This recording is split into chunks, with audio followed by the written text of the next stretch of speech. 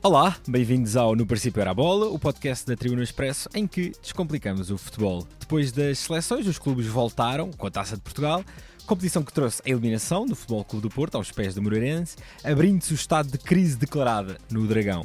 O Sporting, na estreia de João Pereira, ou de Tiago Teixeira, e o Benfica, com claro o protagonismo para Di Maria, passaram sem problemas e lá fora Ruben Amorim estreou-se com um empate e o Racing Clube de Avellaneda festejou na América do Sul. Eu sou o Pedro Barata e comigo tenho, como sempre, Tomás da Cunha. Olá, Tomás. Olá, Pedro. Olá a todos. E o Rui Malheiro. Viva, Rui. Viva Pedro, viva Tomás e cumprimentos a todos. Caro ouvinte, daqui, posto emissor do Movimento da Música em Portugal. Eu sou Miguel Cadete, diretor do Blitz, isto é um takeover. É isso mesmo, o podcast Posto Emissor tomou conta deste podcast que agora estava a ouvir. E temos um convite muito sério para lhe fazer. É para uma festa, diria mesmo uma grande festa. Vai ser no dia 12 de dezembro, no Mel Arena. E os bilhetes já estão à venda. O motivo desta celebração, 40 anos da Blitz. Isso mesmo, 40 anos da melhor música portuguesa, com concertos muito especiais dos Chutes e Pontapés, Capitão Fausto, Maro e Gisela João. O que vai poder ver, ouvir e sentir ao vivo é algo que promete ficar para a história, para a da Blitz e para a sua. Contamos consigo? Comecemos pelo Futebol Clube do Porto. São 3 derrotas seguidas, algo que não sucedia desde 2008-2009, com esta eliminação, numa competição que o Porto venceu nas últimas 3 temporadas, a juntar-se à goleada histórica na Luz e à derrota em Roma. As imagens da noite passada, no pós-jogo, no Estádio do Dragão, com os adeptos muito críticos para com a equipa e com André Vilas-Boas e Jorge Costa a terem que sair à rua para falar com eles, evidenciaram o quão delicado é este momento. Tomás, a pergunta é bastante óbvia. Há margem para Vítor Bruno continuar e dar a volta a esta situação que, quer a nível de equipa, quer a nível de clube, parece bastante delicada? Neste momento, diria que a margem também depende das possibilidades de André Vilas-Boas em relação ao cargo de treinador principal.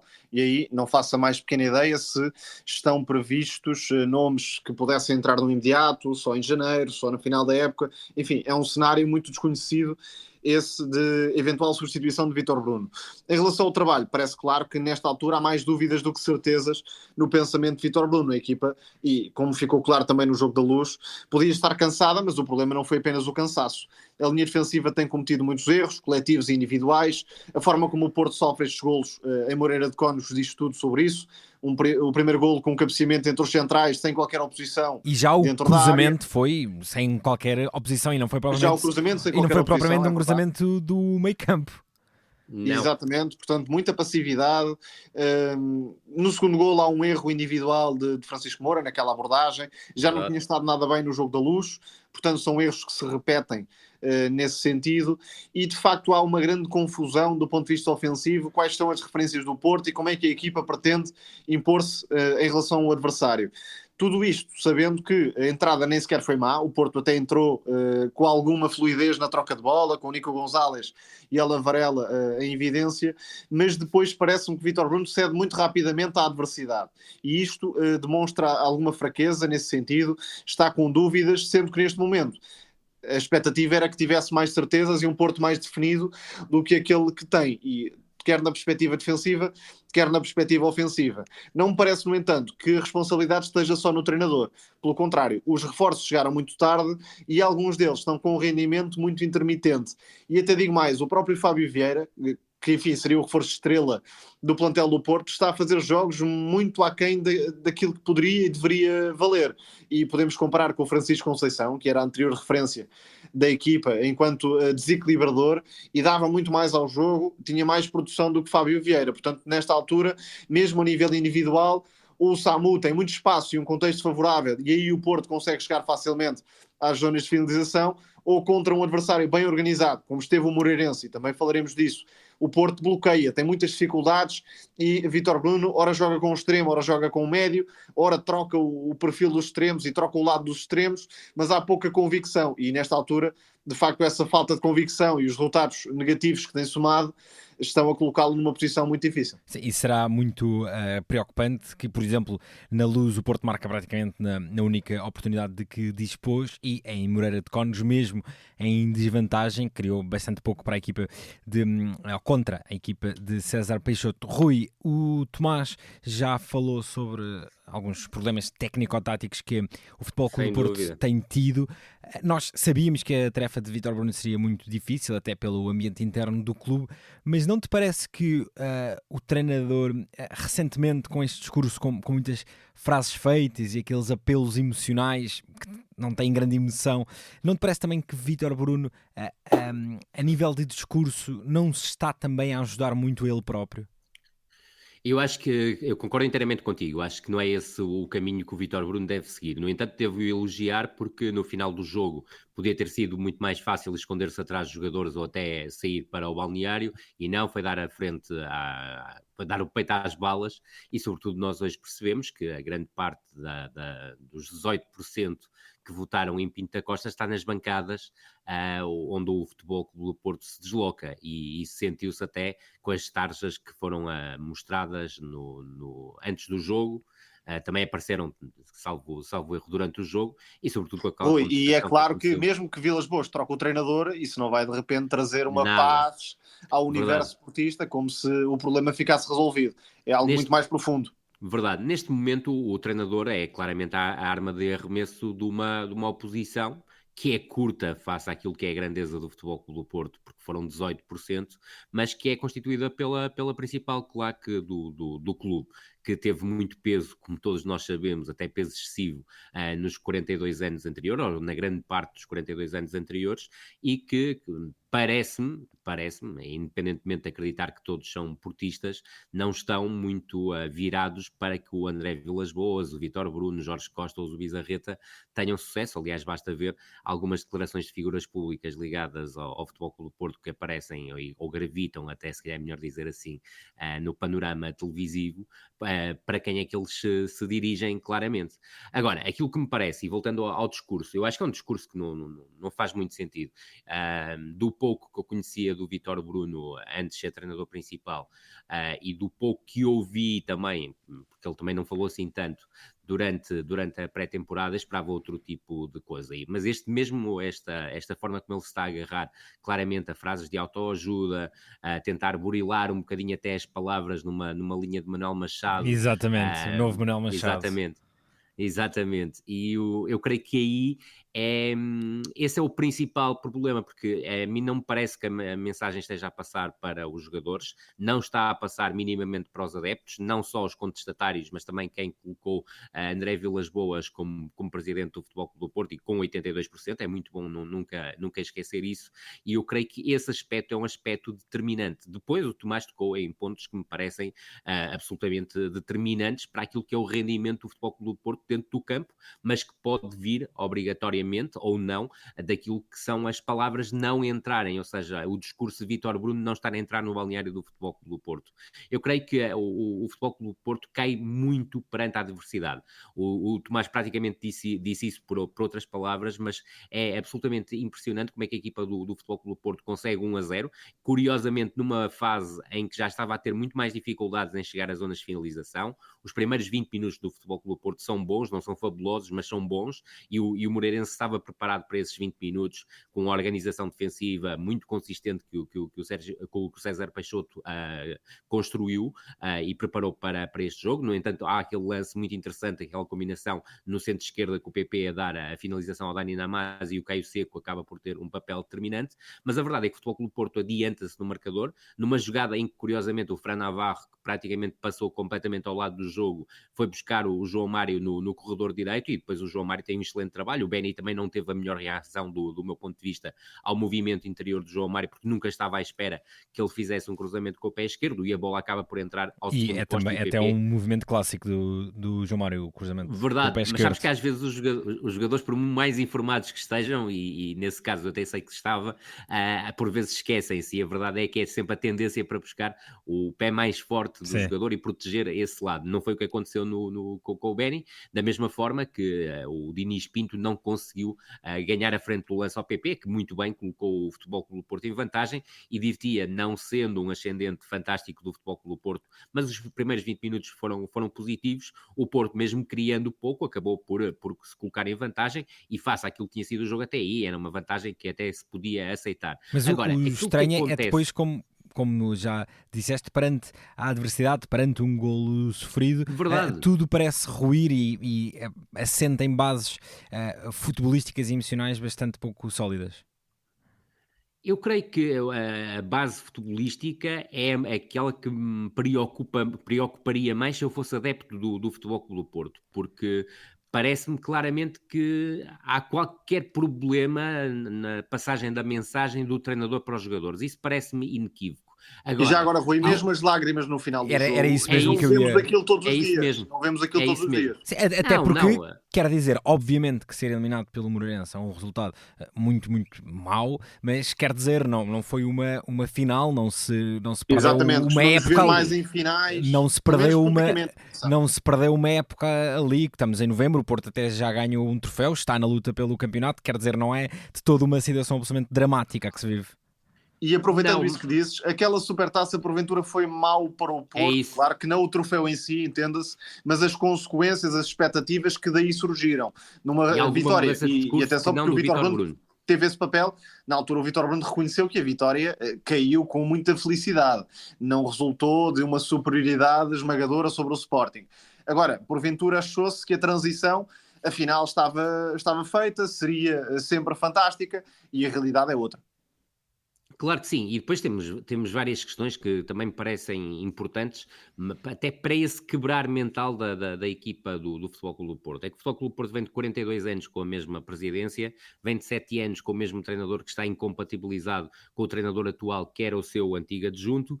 Perdeu um jogador que, para mim, continua a ter dificuldades em perceber essa situação. Talvez seja o meu maior ponto de interrogação, neste caso, ponto de interrogação, em relação a André Vilas-Boas, que é a questão do Pep. Eu creio, e segundo aquilo que eu sei, o Pep estaria disponível para continuar mais um ano no Futebol Clube do Porto. Não se concretizou essa situação, e eu creio que o Futebol Clube do Porto é uma equipa que vive sem um líder, e mesmo a dupla de centrais claramente melhora a equipa do Futebol Clube do Porto, com o Neuen e o Tiago Djaló, face àquilo até que era o início da época, continua a cometer erros, e o Tomás salientou muito bem, o Azué não pode aparecer no meio dos dois, com os dois com uma postura completamente passiva, face a um cruzamento em que nem o Fábio Vieira, nem o João Mário pressionaram o Frimpong, e para além disso... Mas esse ponto de partida também inclina um pouco as avaliações, ou seja, efetivamente o Porto melhorou a defesa, mas será que Neuen Pérez vale o valor que o Porto investiu para lhe dar esse estatuto de patrão defensivo? É que tem cometido bastantes erros para um jogador que, enfim, surgiu já com uma certa bagagem, com um certo estatuto e com um valor caro também em cima da mesa. E depois isso vai ao encontro também de algo que tu disseste e que me parece muito importante. Estes reforços chegaram em setembro, portanto, não fizeram pré-temporada, não fizeram o primeiro ciclo do campeonato, até à paragem de setembro, foram integrados durante o mês de setembro, alguns deles em plena competição, e isso também tem um custo. Agora, como é óbvio, também há outras equipas que passaram exatamente pelo mesmo, mas não têm a dimensão e a exigência do Futebol Clube do Porto. Depois, salientar que na segunda parte nós ainda não falamos muito sobre o Moreirense, mas creio que até é mais justo até falar mais sobre o Moreirense, que já despediu, entre aspas, Roger Schmidt, e que volta aqui a bater o pé grande. E com um fator casa extraordinário. Sim, ainda não perdeu em casa esta temporada. O Moreirense não perde desde a época passada em casa, e convém também não esquecer que ontem o César Peixoto não contava nem com o Ofori, que estava lesionado, nem com o Guilherme Schettini, a referência ofensiva, que estava lesionado, e o próprio Azué esteve em dúvida até poucos minutos antes da partida. Portanto, aquilo que me parece também importante considerar face àquilo que foi a segunda parte do jogo é que a equipa do Moreirense entrou muito mais atrevida na segunda parte, ou seja, linhas mais altas, procurar pressionar mais alto, procurar fomentar mais erros da equipa do Futebol Clube do Porto e, sempre que possível, procurar chegar rapidamente às zonas de finalização. Não é este o ideário do César Peixoto, mas eu creio que ao longo desta temporada ele tem feito uma adaptação àquilo que é a realidade do clube que treina. Não esquecer que o Moreirense tem o plantel mais curto da primeira divisão e está na parte cimeira da tabela classificativa e conseguiu agora eliminar o Futebol Clube do Porto. E a verdade é que esse atrevimento que o Moreirense apresentou, até pela forma como pressionava, tornou as coisas mais complicadas para o Futebol Clube do Porto. E a verdade é que se nós olharmos para aquilo que foi a produção ofensiva do Futebol Clube do Porto até ao 2-1 do Alanzinho, o Futebol Clube do Porto tem 3 chegadas às zonas de finalização, uma delas em que o Dani Namazo tem uma péssima decisão, que é estar numa situação praticamente de 3 contra 2, com o Fábio Vieira e o PP abertos e disponíveis para receber a linha de passe e continuar em frente quando estava claramente a ser coberto pelos 2 defesas centrais, o que acabou por redundar num remate ao lado. Mas a verdade é que essas 3 situações praticamente surgem pelo facto do Moreirense ter procurado pressionar mais alto. São quase ataques rápidos ou contra-ataques protagonizados pelo Futebol Clube do Porto, que depois acaba por sofrer o 2-1 numa grande penalidade que não merece qualquer discussão. Dar um ponto aqui, 2 pontos. Um que o Tomás já referiu, creio que Francisco Moura caiu um pouco de produção. Está numa fase bastante pior do que a de setembro. Exatamente, ou então a de agosto ao serviço do Famalicão, ou seja, é um jogador que de agosto para setembro não sentiu qualquer dificuldade com a mudança de patamar competitivo, porque a verdade é que o Futebol Clube do Porto luta por todos os troféus, e o próprio Maatsen, que é um jogador bastante interessante, mas que tem tido ao longo da temporada jogos de maior dimensão, se quiseres, e outros de maior irregularidade. Mas em relação ao Francisco Moura, também dá para perceber que há aqui uma quebra geral do estado anímico e de confiança dos jogadores do Porto em geral. É verdade. Praticamente nenhum está ao nível de setembro ou de... Não, outro exemplo é o Alan Varela, se quisermos. Exatamente, Alan Varela. O próprio Nico Gonzalez tem uma entrada, aliás, os 2 primeiros meses de temporada, se considerarmos agosto e setembro, são de um nível absolutamente notável do Nico Gonzalez, e nem entra em outubro nesse nível, mas ontem não teve, apesar de nos primeiros 20 minutos ter-me parecido o jogador do Futebol Clube do Porto, que estava a tentar fazer algo diferente, ou seja, a procurar dar mais pausa, ser se calhar, ele não tem muito um perfil de líder, mas a procurar empurrar a equipa para a frente e a não deixar desanimar a equipa, mas que depois acabou por ter o eclipse. Agora, no fundo, o Porto duvida de si próprio. Exatamente. E sobre essas dúvidas... Vais ao meu último ponto. Muito rapidamente, é que o Moreirense faz o 2-1 e a partir daí o Futebol Clube do Porto tem uma falta de critério total a ligar a criação com finalização, a mandar bolas para a área sem qualquer critério e não criou uma única oportunidade. E vale a pena recordar que o Vítor Bruno mexeu na equipa, ainda com o jogo empatado, entrou primeiro o Martim e o Samu, depois entrou o Galeno e já depois do 2-1 acontece a dupla substituição com a entrada do Eustáquio e do Mora. Para quem não aposta tanto no Rodrigo Mora, e nós aqui já falamos sobre isso, e na minha opinião o Rodrigo Mora nesta altura já devia ter mais minutos, colocar o Mora quando a equipa está a perder 2-1 e pode perder o primeiro objetivo da temporada, porque a realidade é esta, o Futebol Clube do Porto perdeu ontem o primeiro objetivo da temporada, já tinha ganho com a conquista da Supertaça, que eu creio, e o Tomás já tocou aí muito bem nesse aspecto, que criou uma falsa ilusão sobre aquilo que a equipa do Futebol Clube do Porto, e era a equipa do Futebol Clube do Porto que fez a pré-temporada, podia valer nesta temporada, e volto a frisar que no início de setembro há uma frase do Dr. Rui Pedroto, filho de José Maria Pedroto e membro da direção do Futebol Clube do Porto, que me pareceu interessantíssima, que é a questão do ano zero do Futebol Clube do Porto. Eu creio que ninguém percebeu aquela mensagem, ele até recebeu insultos, mas isso já é normal em Portugal, nas redes sociais, mas eu creio que o mais importante para o adepto do Futebol Clube do Porto era perceber exatamente isso. Agora, como é óbvio, o Presidente não seguiu esse mesmo linha que Rui Pedroto estava a apontar, porque falou logo em vitória na Liga Europa. Eu admito que o Futebol Clube do Porto, e muito bem, tem hipótese de ser candidato, tinha hipótese claramente de ser candidato e continua a ter, mas colocar logo num patamar de possível vitória na Liga Europa inebriou, se quiseres, um bocadinho os adeptos, da mesma forma que quando foi falado sobre a questão da candidatura ao título, disse que sim, que era possível. eu sei que é difícil no Futebol Clube do Porto assumir outro discurso, mas eu prefiro um discurso como o do Dr. Rui Pedroto em setembro, logo no início de setembro. Foi depois da derrota até com o Mais vale sofrer por excesso de realismo do que por excesso de confiança. De confiança. E eu creio que a equipa do Futebol Clube do Porto, e nós já tínhamos tocado aqui nisso em episódios anteriores, ficou bastante embriagada, e atenção que esta embriagada não tem nada de pejorativo, com a questão de ter ganho a Supertaça, da forma como ganhou, da forma épica como ganhou, frente a uma equipa que é uma equipa...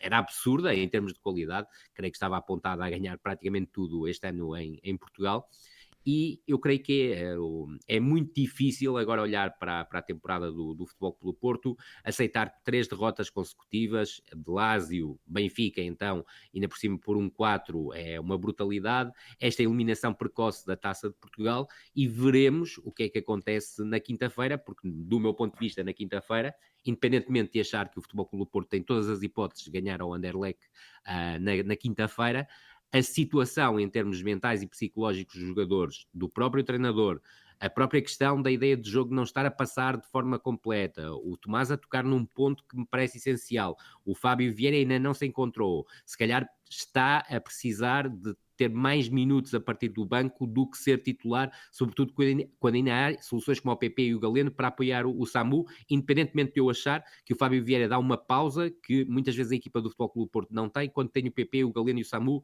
na frente. Agora, eu creio que o jogo de quinta-feira tem uma importância tremenda para a equipa do Futebol Clube do Porto, porque se não vencer na Bélgica, a ideia dos 8 primeiros classificados fica completamente... Isto está em causa mais uma competição, não de forma definitiva, mas seria trágico para o Porto perder uma segunda competição. É importante lembrar que o Porto só ganhou um dos primeiros 4. E Tomás, para fechar aqui o capítulo Porto, o que é que o Anderlecht, clube mais vezes campeão belga, mas que recentemente perdeu claramente a posição de domínio para o Brugge, o que é que este adversário pode, ou como é que este adversário pode incomodar o Futebol Clube do Porto numa deslocação de alto risco para Vítor Bruni, já agora contra um adversário que tem aqui uma pequena ligação a Portugal, já que começou a época a ser orientada pelo atual selecionador dinamarquês, Brian Riemer, que encontrará Portugal nos quartos de final da Liga das Nações. É agora orientado por David Hubert, de apenas 36 anos. Tomás, o que é que o Anderlecht também não esquecer que foi aqui que conquistou um dos seus troféus mais importantes, a Taça UEFA, do Benfica em 83. Exatamente. É uma equipa que está em crescimento e vale sobretudo pelo potencial ofensivo. Tem marcado muitos golos nos últimos jogos com David Hubert, um jovem técnico. Que entrou bastante bem, a ganhar bastante jogos. Exatamente, e não só vencer, mas vencer com categoria, com margens dilatadas. Aliás, vem de um 6-0. Vem de um 6-0 nesta jornada da Liga Belga. E vale sobretudo pela qualidade do meio campo para a frente. O Verscharen já é uma promessa antiga, que continua a ter muito destaque no meio campo, mas depois há 2 extremos muito verticais, sejam quem forem. Destaco, e são os meus preferidos, o Anders Dreyer a partir do lado direito, para desequilibrar com o pé esquerdo, e o Sam Edozie, que é formado no City, joga normalmente do lado esquerdo, e é um desequilibrador nato também. Temos visto muitos jovens talentos ingleses a enverdarem por este tipo de caminhos, o que mostra também que a formação inglesa tem tanta qualidade que não cabem todos na Premier League. Não, e vão procurando outras paragens. Exato. Há outras hipóteses, por exemplo o Amuzu, que também é um extremo muito vertical. Da esquerda mas também, normalmente. A grande figura da equipa neste momento é o Kasper Dolberg, um dinamarquês, lá está, que, confesso, era um dos meus fetiches há uns anos, quando explodiu no Ajax. Não teve a carreira que se esperava que pudesse ter, seja por problemas físicos, seja também por uma doença. Tem diabetes, se não estou em erro. Sim, é isso. Portanto, exatamente, e acaba por encontrar um lugar mais tranquilo onde pode fazer a diferença neste Anderlecht. Por outro lado, é uma equipa que pode abrir algum espaço de conforto para o ataque do Porto. Sofre muito com momentos de aceleração. Aí jogadores como Galeno, Samu, PP terão espaços para atacar e para surpreender esta defesa. Mas tendo em conta o rendimento defensivo do Porto, é preciso muito cuidado, porque o Anderlecht é uma equipa que joga para a frente, vai tentar encontrar fragilidades na defesa portista, e por aí é um teste de altíssima exigência. Portanto, é uma oportunidade por um lado para os atacantes do Porto, mas ao mesmo tempo um teste duríssimo. E apesar de estar no quarto lugar na Liga Belga, em termos de Liga Europa, tem 10 pontos. Exatamente. E os 2 pontos que perdeu foram, curiosamente, com o adversário claramente mais fácil, o Riga, em que a equipa pareceu-me, eu já vi o jogo, pareceu-me ter sido um bocadinho arrogante na abordagem à partida, sobretudo depois de ter conseguido ir ganhar à Real Sociedade por 2-1, num jogo que é interessantíssimo de ver e analisar, porque mostra alguma forma também como é que o Anderlecht pode magoar o Futebol Clube do Porto se decidirem, por opção estratégica, dar mais bola à equipa do Futebol Clube do Porto e depois explorar, tal como o Tomás dizia, principalmente a velocidade dos dois extremos. Eu concordo com o Tomás, o Dreyer e o Edozi estão num patamar superior, e depois o sentido da oportunidade do Dolberg, que também é um jogador que em alguns momentos proporciona bons apoios frontais que permitem também que os médios vindos de trás possam surgir em zona de finalização. O Sporting, na estreia de João Pereira, que ainda está muito condicionado quer na ação, quer na palavra, por questões burocráticas, não teve problemas, como esperado, para vencer o Amarante por 6-0.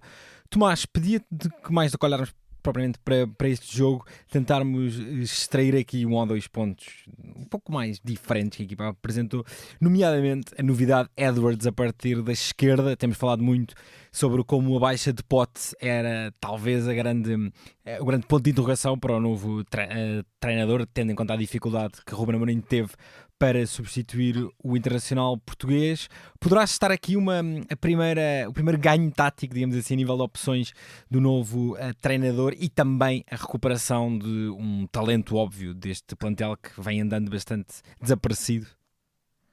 Claramente, não tenho dúvidas de que neste momento, com os jogadores disponíveis, o melhor trio ofensivo do Sporting é Gyökeres, Trincão e Marcos Edwards. Mas havia aqui um problema neste trio que passava por entender em que espaço poderia atuar Marcos Edwards. Normalmente à direita, não tínhamos visto muita presença sobre a esquerda, e tudo apontava para uma limitação. Claro que é apenas um jogo, mas aquele primeiro golo, sobretudo, dá um sinal muito positivo, e talvez para repetir no jogo com o Arsenal. Vamos ver se é essa a ideia. Concordo. Sendo que não seria vantajoso tirar Trincão do lado onde tem rendido tanto e onde fez também mais uma excelente exibição contra o Amarante, com um golo incluído.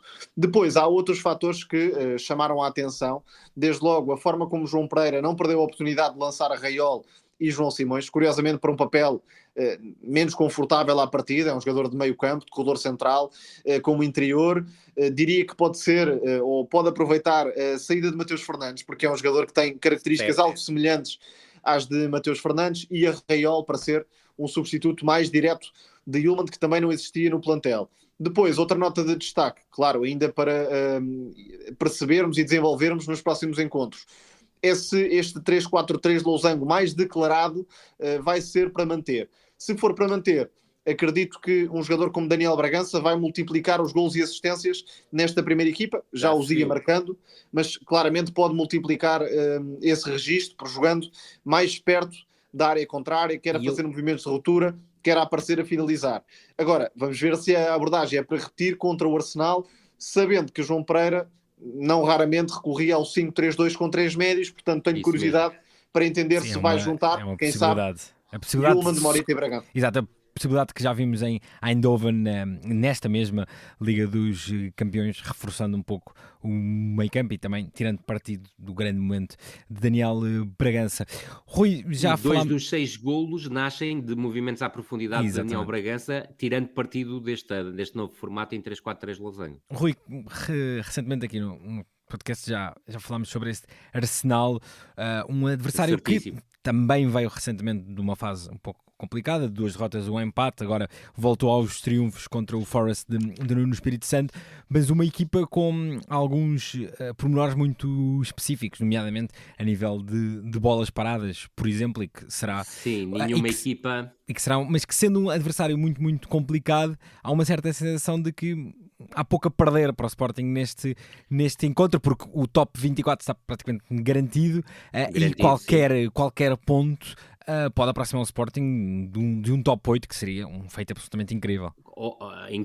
Absolutamente impressionante para um clube português. Eu creio que o Arsenal vai entrar em Alvalade mais pressionado que o próprio Sporting, e é importante que o João Pereira e toda a sua equipa técnica, creio que o Neto também nisso será importante, é fazer sentir isso. O Sporting não tem absolutamente nada a perder, quem tem a perder é a equipa do Arsenal.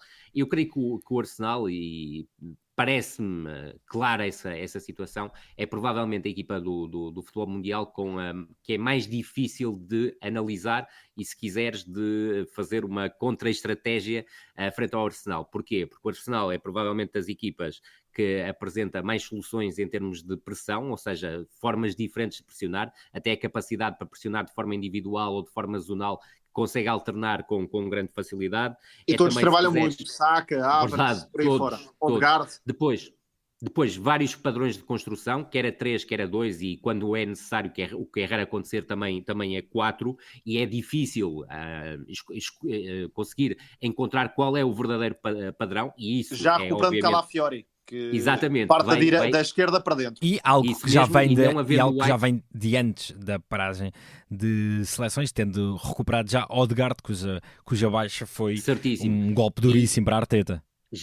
Verdade, e já agora, quando falaste da parte mais negativa do Arsenal, e eu até tenho aqui os números anotados, antes deste jogo contra o Forest foram 3 derrotas, 2 empates e apenas uma vitória, se olharmos só a Premier League e a Liga dos Campeões, e todos aconteceram, obviamente, com a ausência do Odegaard e com a mudança também do ponto de vista estrutural, do ponto de vista estrutural de partida. É um plantel muito por vontade de Arteta, mas sem Odegaard, que esteve de fora há algum tempo, a equipa ressentiu-se muito. Não, e sem Odegaard depois havia a questão de jogar muitas vezes com o Partey e com o Rice e com o Mikel Merino. E não é só isso, é que torna todos piores. O Saka fica sem o parceiro predileto, por exemplo. Sem dúvida. Sim, e a nível de criar aquela dupla móvel de ataque não resultou muito. E a nível de criatividade, Thomas Partey, Declan Rice, Mikel Merino estão num planeta totalmente distante do canhoto norueguês.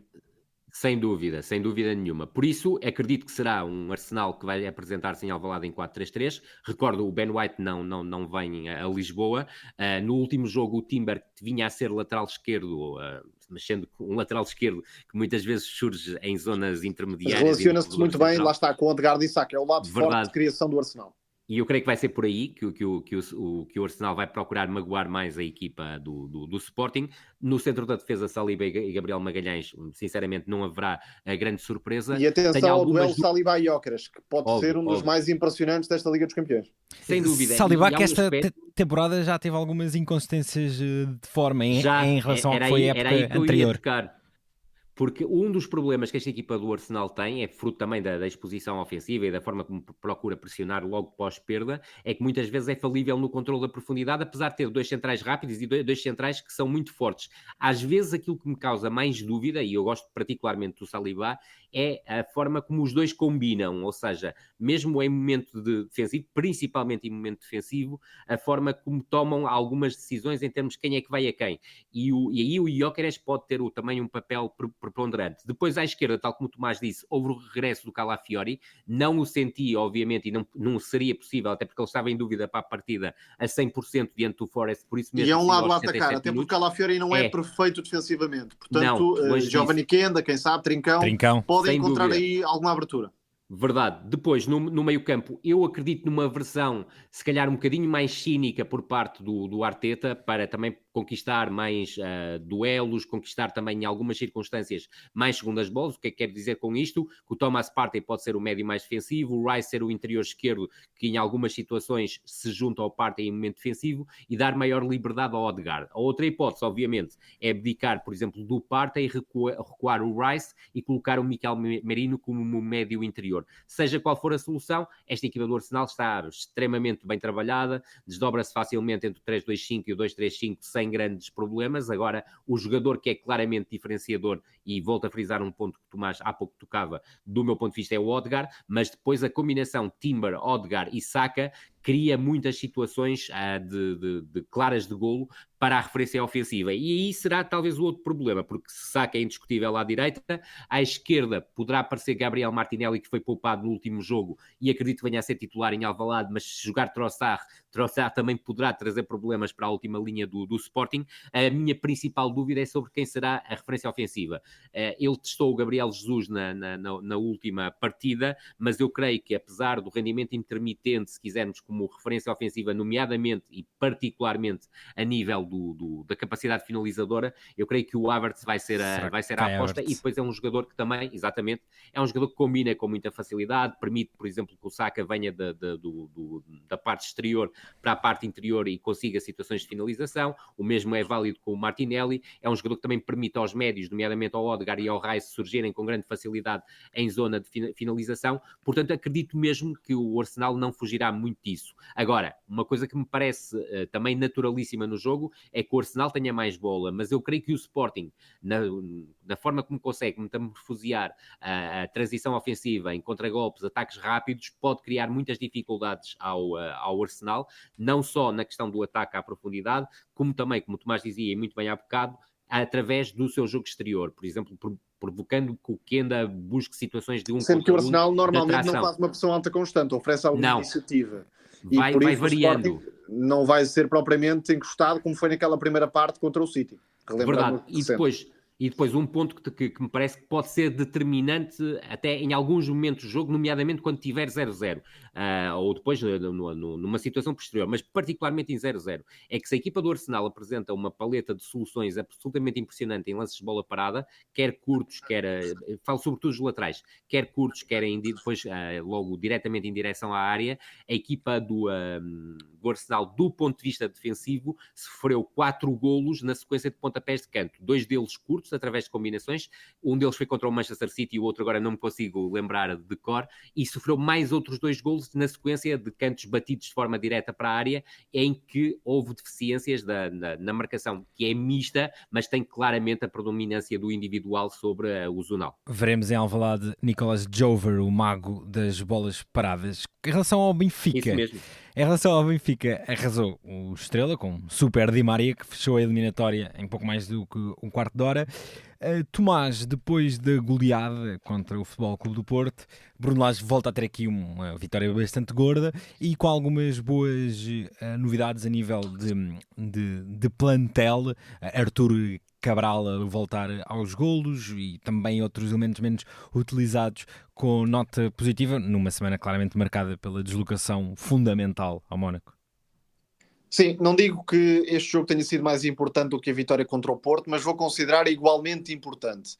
E por 2 fatores. É que Bruno Lage, além do óbvio, que é o resultado, a forma como o Benfica entrou forte e resolveu o jogo em pouco tempo, teve rendimento de Di Maria e com grandes golos à mistura, teve outros jogadores que saíram do banco e deram rendimento. Coxo à cabeça, fez uma grande segunda parte.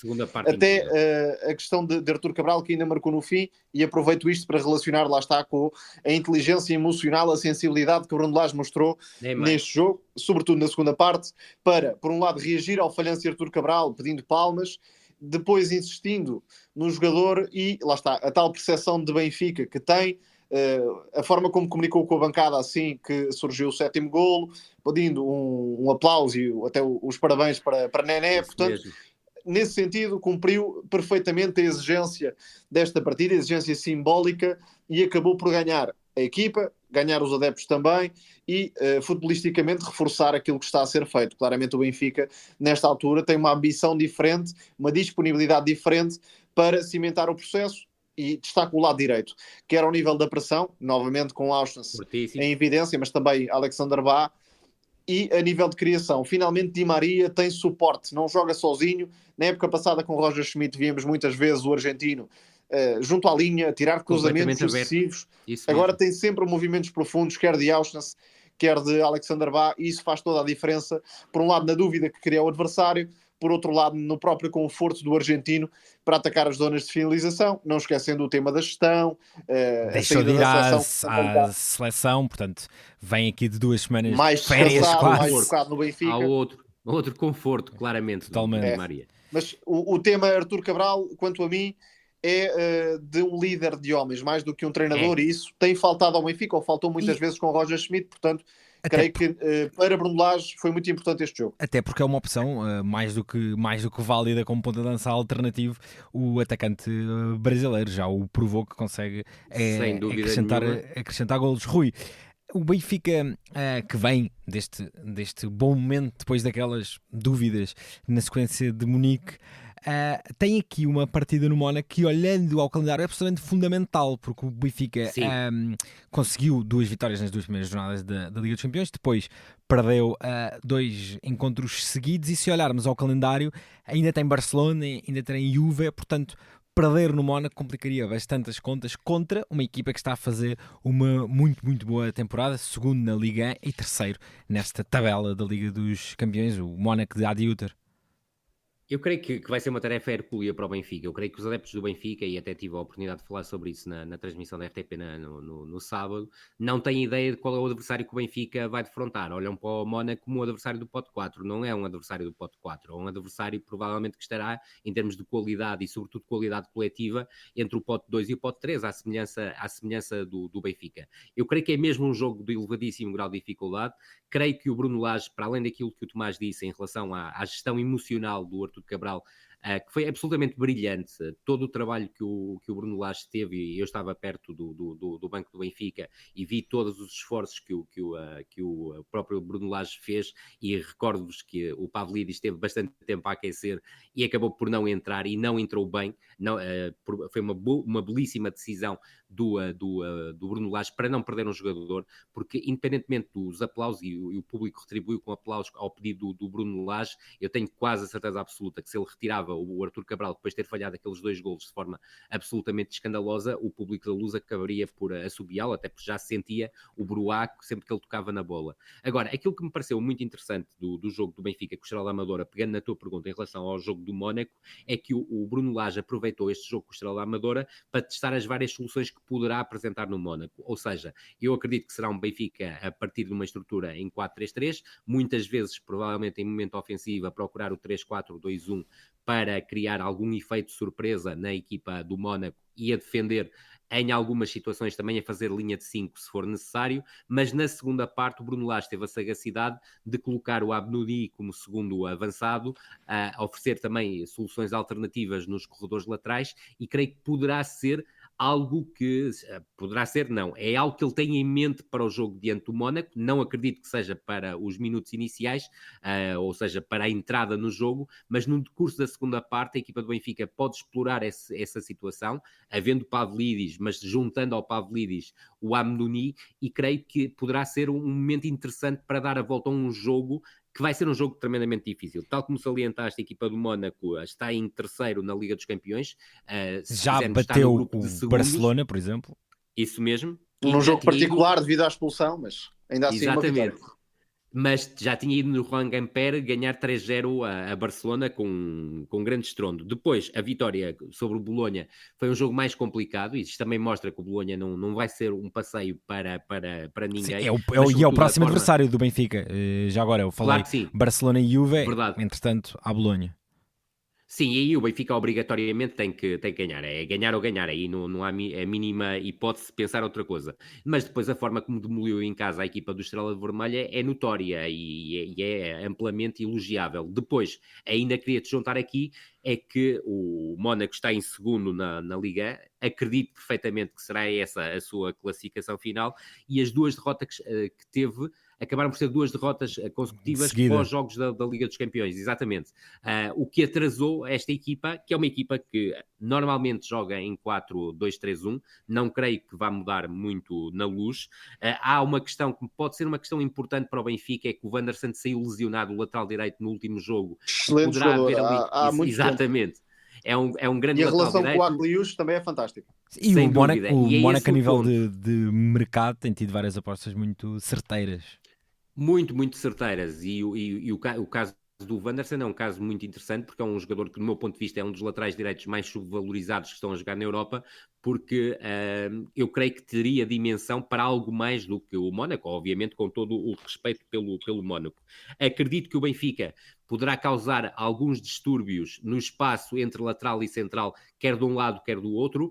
Considero que o lateral esquerdo do Mónaco tem muito mais dificuldade do ponto de vista defensivo que o próprio Wanderson, mas veremos também se o Wanderson não recuperar qual será a solução alternativa.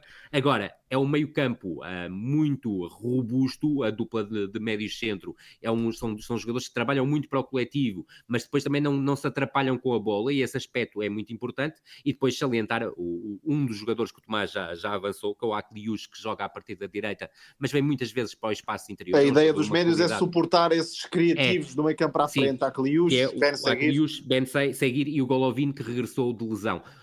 salientando que nos médios há uma novidade, ou seja, o Zakaria estava há bastante tempo lesionado, o internacional suíço, regressou à competição e à partida poderá ser titular na Luz. Depois, no ataque, há Embolo como principal referência, é um jogador que eu conheço desde os seus 16 anos. E é muito incómodo, pode não jogar propriamente bem, mas incomoda muito. Mas vai bater nos defesas centrais do Benfica e acredito que concordarás também comigo em relação à opção alternativa, o miúdo que jogava na Bélgica, o Ili Kena, acho que é assim que se diz, que eles até... Ili Kena, não é fácil. Exatamente, Ili Kena. Também marcou nesse jogo ao Barça, por exemplo. Exatamente, que nós falamos dele aqui o ano passado e que é um avançado que quando o Embolo começa a sentir algum desgaste, entra e também vai para cima dos defesas adversários sem qualquer problema e até do meu ponto de vista, e ainda sendo um jovem comparado com o Embolo, tem melhor capacidade de definição. O Embolo que tem aqui uma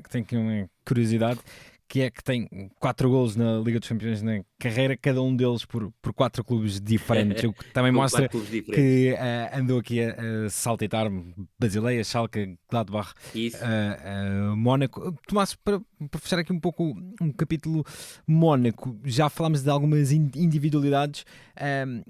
Efetivamente é uma equipa que não soando como outros adversários que o Benfica terá, será um teste de grande exigência também por esta pressão pontual de que já falámos. Claramente. Depois importa saber se quando chegarem adversários como o Barcelona ou a Juventus, esses jogos vão ser importantes para os adversários, porque isso também pode contar numa eventual gestão dessas equipas. E até ao contrário, Tomás, que é serem jogos importantes para o Barcelona e para as Juventus e haver outros jogos em que pesarem menos apuradas. Exatamente. Este calendário abre várias possibilidades. A última jornada com 18 jogos ao mesmo tempo vai ser absolutamente frenética no final de janeiro. Tomás, força. Quanto ao Mónaco, parece-me que recuperou o rumo do projeto nos últimos tempos.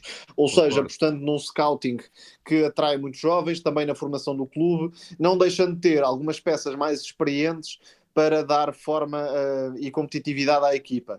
E, de facto, creio que Adi Hütter é o treinador certo para este clube, uma vez que valoriza uma forma de jogar positiva, claro, com certas especificidades físicas para determinadas posições, já era assim no Eintracht Frankfurt, mas se olharmos para a forma como jogava o Eintracht Frankfurt, até noutro sistema, mais com três centrais, mas normalmente promove um futebol positivo, de ataque, de valorização individual, e é exatamente isso que está a acontecer no Mónaco, numa liga, já se sabe, muito monótona, com o PSG como crónico campeão.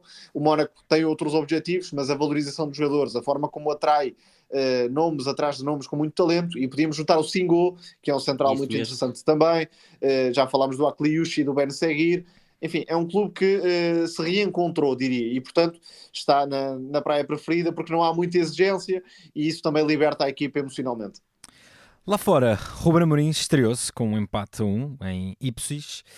Tomás, estiveste nos comentários ao jogo, se houvesse alguém muito distraído, essa pessoa vinda de outro planeta já teria ficado com a dimensão, ou com a perfeita noção da dimensão do trabalho que Ruben Amorim tem pela frente. Sim, eu acho que, lá está, para quem andava distraído, e foi a expressão que usaste, é fácil olhar para o plantel do Manchester United e dizer que até é bom, até se faz alguma coisa, mas a realidade não é essa. Basta ver as últimas temporadas do Manchester United. Este plantel é limitadíssimo e não tanto do meio campo para trás, diria que Ruben Amorim, ao seu gosto, poderá construir uma equipa interessante do meio campo para trás. Apesar de Tomás, há claros problemas de ter os jogadores aptos e, por exemplo, agora há uma crise de centrais que não é propriamente uma questão de azar, digamos assim, porque, por exemplo, os jogadores como Luke Shaw, Lisandro Martínez, o próprio Maguire, regularmente estão fora de competição, já para não falar no caso de Euro, que ainda nem sequer jogou. E o Lindelof já agora que também estava lesionado. Sim, exato. É muita gente com um histórico de indisponibilidade. Sim, claro que para desenhar o 11 terá de ter os jogadores disponíveis, mas acreditando que terá esses jogadores disponíveis, vamos ver se acontece, creio que consegue construir um trio de centrais mais guarda-redes muito interessante e tecnicamente evoluído, com o Yoro, com o Lisandro Martínez, por exemplo. No meio-campo a mesma coisa. Dá para recuperar jogadores como Mainu, como Mason Mount, como Bruno Fernandes, tendo o Garte como jogador mais disponível fisicamente para dar outra fisicalidade e outra capacidade de cobertura de espaços, que a dupla Casemiro e Eriksen não vai dar. Tem.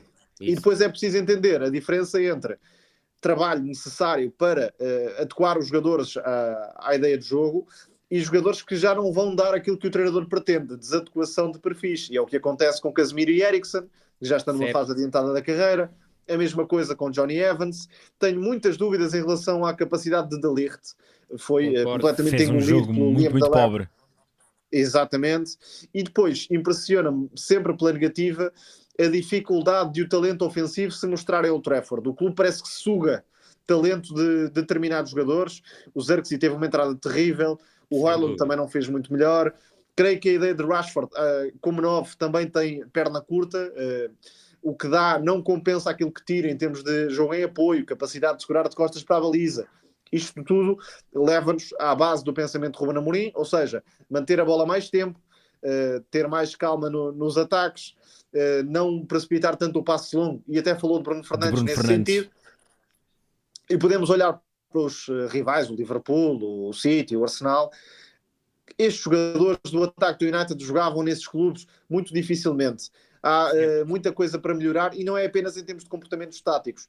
Impressiona-me sempre a falta de disponibilidade de Garnacho ou de Rashford para trabalhar para a equipa, para recuperar, para pressionar, para estar em movimento. E sentiu-se muito com desmarcações, sentiu-se muito e o estado físico da equipa foi apontado por Ruben Amorim, mas de facto há alguns pontos positivos. Desde logo a forma como Diallo e Bruno Fernandes se relacionaram no lado direito. Diallo já adaptado ao papel de ala direito, vamos ver se é para manter. É um jogador que será para manter, que vai ser aproveitado seguramente.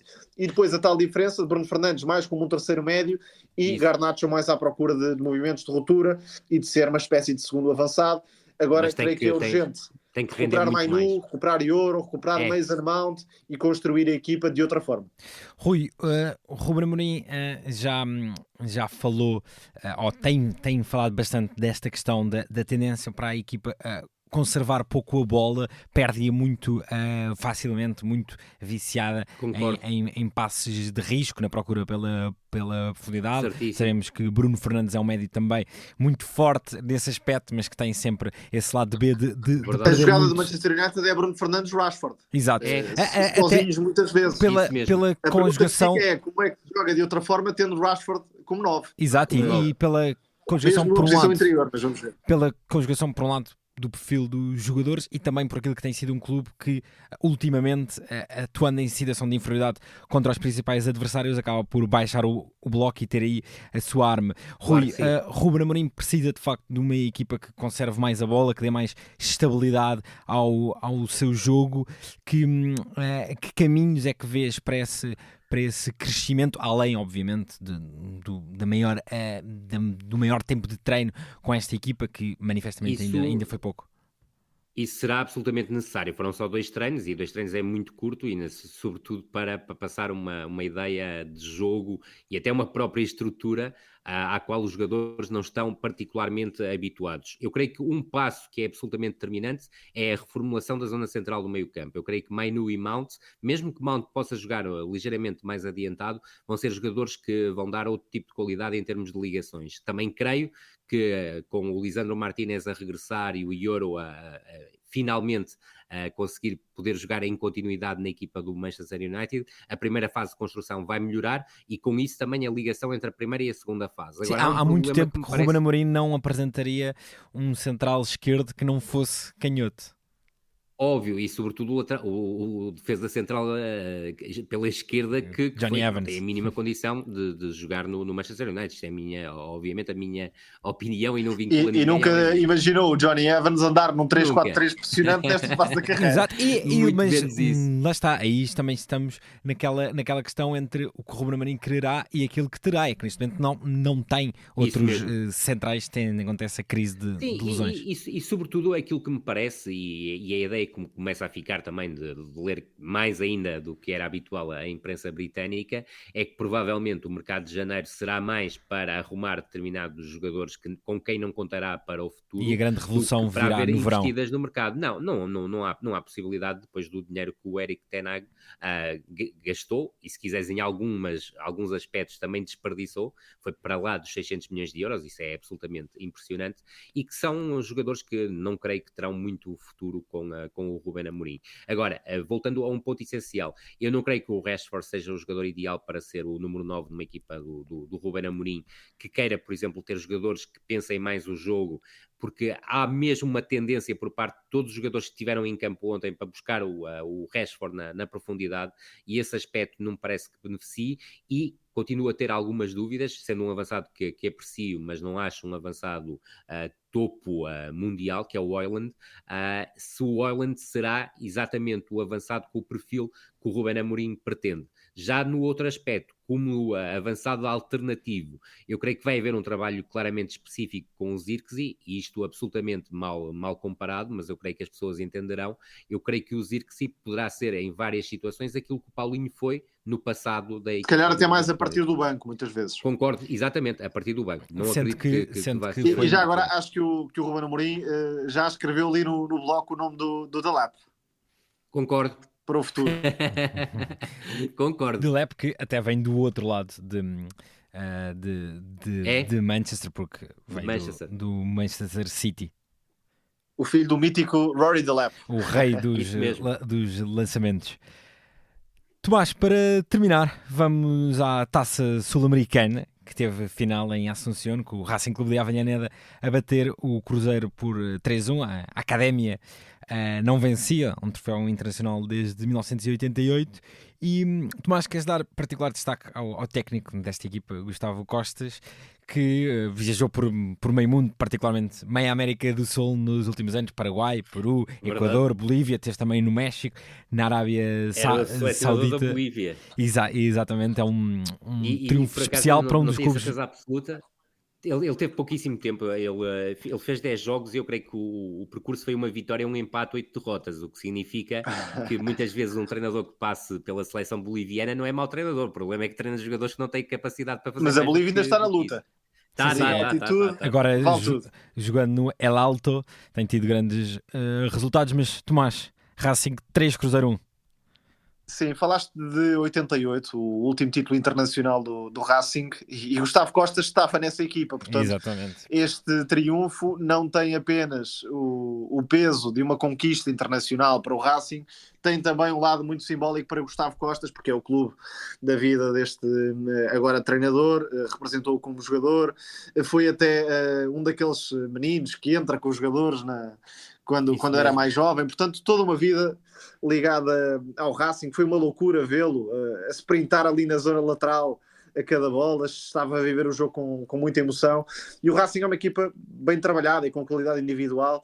Destaco, claro, o Quintero, talvez o jogador, talvez não, seguramente o jogador mais importante na eliminatória com o Corinthians, e o último jogador daquele tipo, não é? Isso. Exatamente, um jogador raríssimo nesse sentido, mas com o pé esquerdo fenomenal.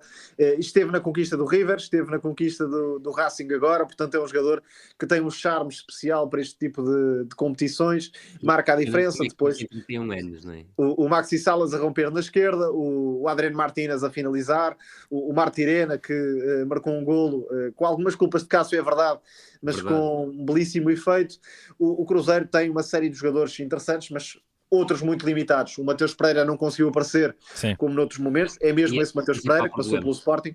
Isso mesmo. O Caio Jorge ainda meteu a equipa no jogo, a equipa de Fernando Diniz, podia, depois de vencer a Libertadores, vencer também a Sul-Americana, mas o Racing foi a melhor equipa da prova e vence justamente com 30 mil, pelo menos, adeptos em Asunción, no Paraguai.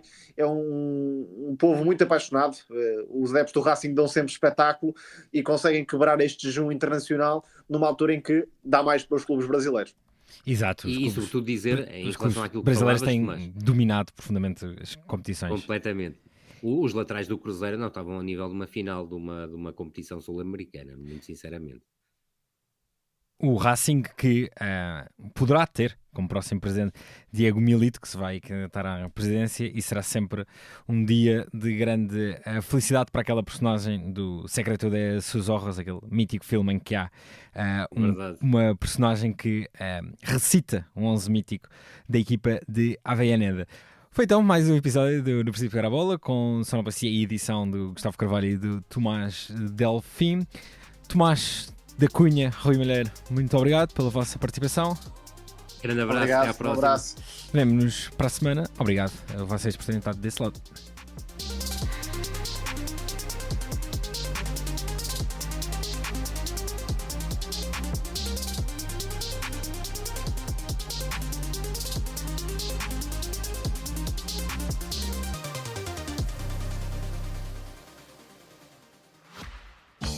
Caro ouvinte, daqui, posto emissor do Movimento da Música em Portugal. Eu sou Miguel Cadeia, diretor do Blitz, isto é um takeover. É isso mesmo. O podcast Posto Emissor tomou conta deste podcast que agora estava a ouvir. E temos um convite muito sério para lhe fazer. É para uma festa, diria mesmo uma grande festa. Vai ser no dia 12 de dezembro, na Mel Arena. E os bilhetes já estão à venda.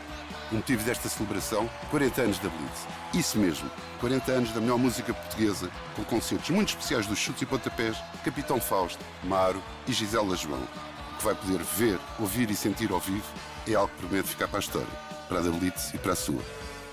Contamos consigo?